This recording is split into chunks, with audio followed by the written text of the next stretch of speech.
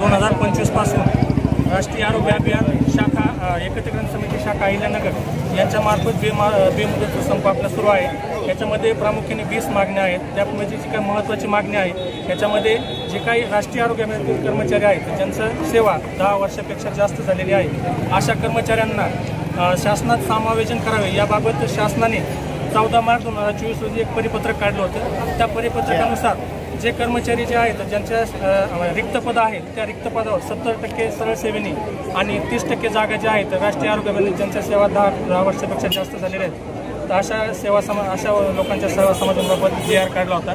पण दीड वर्ष होत आले अद्याप याच्याबाबत कारवाई झालेली नाही आहे। महाराष्ट्र शासनामध्ये याच्यामध्ये काम करताना 71 केंद्र आहेत। त्याच्यामध्ये फार्मासिस्ट आहेत, EMO आहेत, मेडिकल ऑफिसर आहेत, स्टाफ नर्स आहेत, ANM आहेत, त्यानंतर TBचे कर्मचारी आहेत, त्यानंतर जिल्हा स्तरावर काही नॉन टेक्निकल कर्मचारी आहेत, तालुका स्तरावर काही अकाउंटंट असतील, लेखापाल असतील, BCM असतील आणि ANM असतील, इतर सगळे 71 केंद्र आहेत। त्यापैकी फक्त महाराष्ट्र शासनाने 2 केंद्राचं समायोजन केलं आहे। याच्यामध्ये एक सपोर्ट स्टाफ आहे, दुसरा ड्रायव्हर आहे। तर इतर कर्मचाऱ्यांच्या अजून समायोजनाबाबत कुठलीही कारवाई झालेली नाही आहे। याबाबत या आंदोलनामार्फत की या सेवा समायोजन करण्यासाठी शासनाने काहीतरी कालमर्यादा ठरवून देणे अपेक्षित आहे।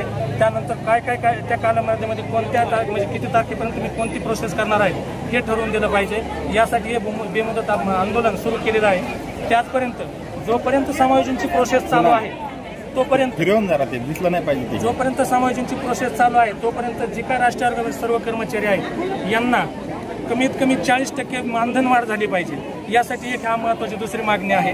त्याचबरोबर काही कर्मचारी आता नवीन लागले 3 वर्ष 5 वर्ष झाले त्यांना पण आपल्याला लॉयल्टी बोनस सुरू झाला पाहिजे। त्याचबरोबर EPF आहे, ग्रॅज्युटी आहे, यासारखे स्कीम आपल्या सुरू झाल्या पाहिजेत। यासाठी हे बेमुदत आंदोलन चालू आहे। त्याचबरोबर आपल्याला सगळ्यांना माहितीच आहे की कोविडसारखी महामारी आपल्या जगामध्ये येऊन गेली। याच्यामध्ये जीवाची पर्वा न करता सर्व आरोग्य कर्मचारी यांनी आपलं बलिदान देऊन काही कर्मचारी एक्सपायर झाले हे काम केलेलं आहे। यासाठी आरोग्य विमा कुठल्याही कर्मचाऱ्याला लागू नाही। यामार्फत आमची एक विनंती आहे शासनाला की आरोग्य विमा लागू करावा।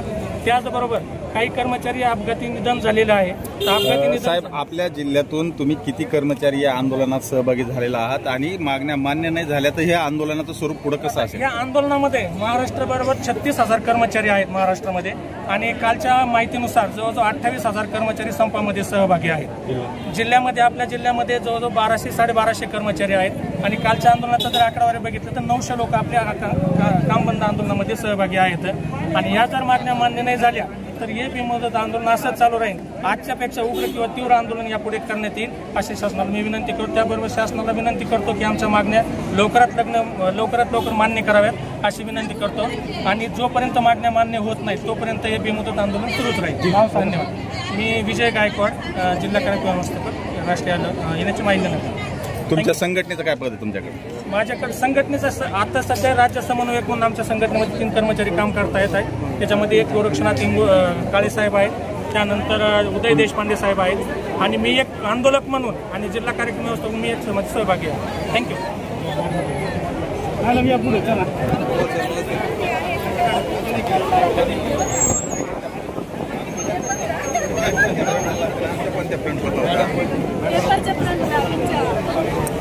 मॅडम, जागरण गोंधळ घातलंय मागण्यावर आंदोलनाचं स्वरूप हे जागरण गोंधळाचं आहे आणि तुमच्या या आंदोलनामुळं ग्रामीण भागातल्या जे रुग्ण आहेत त्यांच्यावर परिणाम होतोय, त्याबद्दल तुमचं काय मत आहे? राष्ट्रीय आरोग्य अभियानचे कर्मचारी 2005-2007 पासून कार्यरत आहेत। तसं बघितलं तर यांची 16-17 वर्ष सर्व्हिस या शासनामध्ये झालेली आहे, परंतु तरीही शासनाला आजपर्यंत जाग आलेली नाही आणि ती जाग येऊन देण्याचं काम शासनाला होण्यासाठी हा जागरण गोंधळ आज आम्ही कलेक्टर ऑफिस समोर घातलेला आहे की या झोपलेल्या शासनाला जाग यायला पाहिजे आणि हे जे 34,000 कर्मचारी आज पूर्ण राज्यामध्ये काम करत आहेत या कर्मचाऱ्यांना कुठेतरी न्याय मिळाला पाहिजे। 15-20 हजारामध्ये आज कुणाचा संसार चालतो ह्या शासनाने आम्हाला सांगावं।